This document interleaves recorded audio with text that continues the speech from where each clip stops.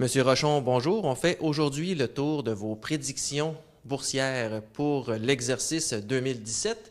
On va commencer d'abord avec le marché canadien. On sait qu'en 2016, entre autres, le secteur financier a connu une très bonne performance.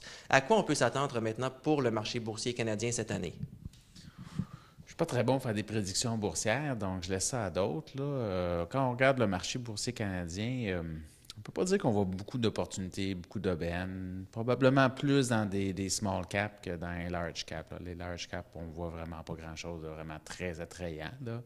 Il y a toujours des belles entreprises à bon prix quand on cherche, là, mais c'est un petit peu plus difficile que c'était, là. Donc, il n'y a pas vraiment d'occasion d'achat en ce moment, selon vous, à la Bourse de Toronto? Il n'y a rien de très criant, en tout cas. OK. Et maintenant, pour le marché américain, qui est un peu mieux diversifié, disons que le marché canadien, est-ce que vous avez des secteurs que vous voulez privilégier cette année? Bien, je dirais, le secteur bancaire a beaucoup de choses positives, là, je pense, dans les prochaines années. D'abord, une hausse éventuelle de taux d'intérêt. Bon, il semble qu'il va peut-être avoir une baisse de la réglementation qui est très, très lourde là, pour les banques américaines.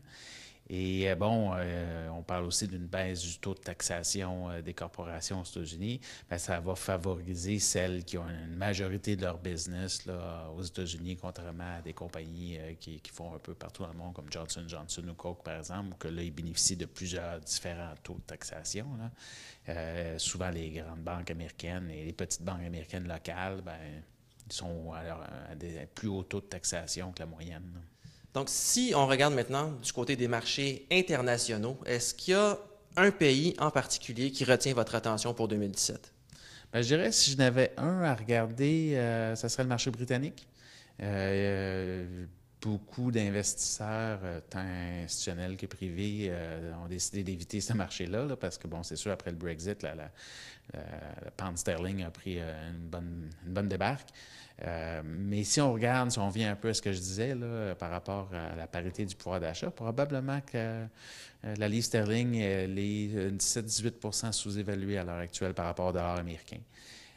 Donc, éventuellement, je ne sais pas quand, mais éventuellement, quand la poussière va être retombée et tout le dossier va être réglé, je pense que c'est une devise qui va bien faire. Et il y a des belles entreprises. Je n'achèterai pas des devises, mais on peut acheter des très belles entreprises au Royaume-Uni et des entreprises qui ont des bons taux de croissance, des bons rendements sur les capitaux, qui donnent des bons dividendes. Il y en a plusieurs.